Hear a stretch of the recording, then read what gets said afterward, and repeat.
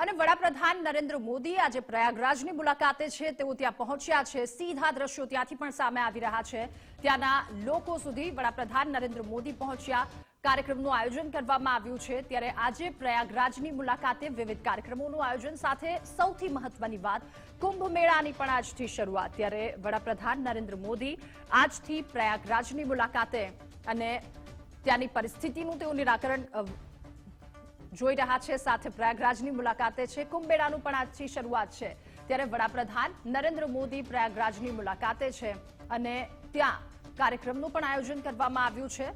આ કાર્યક્રમમાં અનેક દિગ્ગજો સાથે તેઓ વાતચીત કરશે. આ સાથે ત્યાંના પ્રશ્નોનું નિરાકરણ પણ અને કેટલાક વિકાસ કાર્યોની પણ ભેટ આપવામાં આવશે.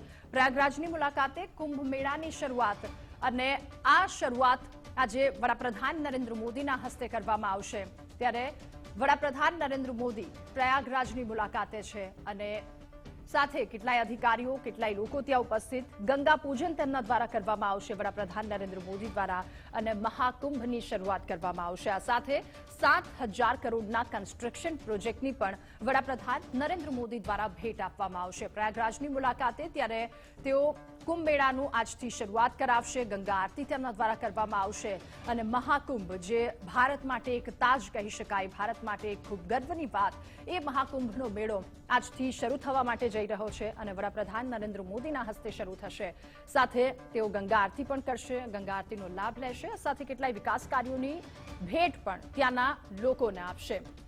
કરોડોના વિકાસ કાર્યોની ભેટ તેમના દ્વારા આપશે. કન્સ્ટ્રક્શન પ્રોજેક્ટ કે જેની ભેટ આપશે.